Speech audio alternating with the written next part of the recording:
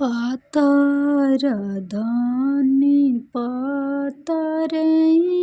बाड़ी पेनेली सिल्क साड़ी है ललना झटकी के चढ़ेली अटरिया था प्रभु जी के सेजरिया सोवे है पातर धनी पातरैया बाड़ी पेनेली सिल्क साड़ी है ललना झटकी के चढ़े लिया टड़िया त प्रभु जी के सेजरिया सोवे है गोड़वा जे धैली गोल थरिया त मुड़िया सिरहाने धैली है ललना हाथवा जे प्रभु जी के छतिया त बड़ा सुख निंदिया आवे गोड़वा जे धैली गोल थरिया त मुड़िया सिरहाने धैली है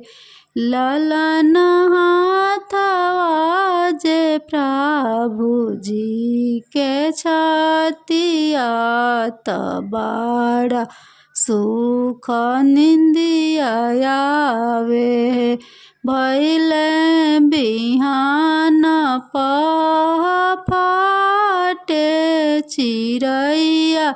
चाह चाहे लगली है प्रभु जी छोड़ दीना हम रोया चारवा त उठी हम जाइतीनु है प्रभु जी छोड़ दीना हम रोया चलवा त उठी हम जाइतीनु है किया तो हर सासु जी बोलावतारी ननद जगावतारी है धनी हो किया बाड़ गोदी में बालकवा त बैठी के खेलाई बुनु है धनी हो किया बाड़े गोदी में बालकवा त बैठी के खेलाई बुनु है नहीं मोरो सासु जी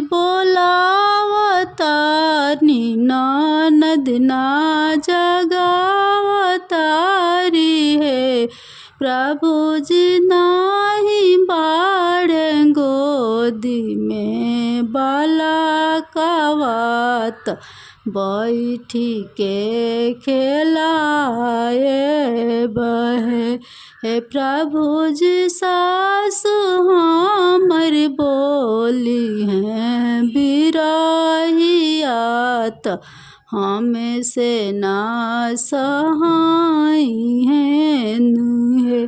हे प्रभु जी हमारा और बोली हैं बिरहिया त हमें से ना सहाई हैं नुहे हमहु तये धानी जोगी बने में तू जोगिनिया बनिया है धनी हो देश पैसी करल जाई बनी जिया लवटी घरे नयावल जाई है धनी हो देश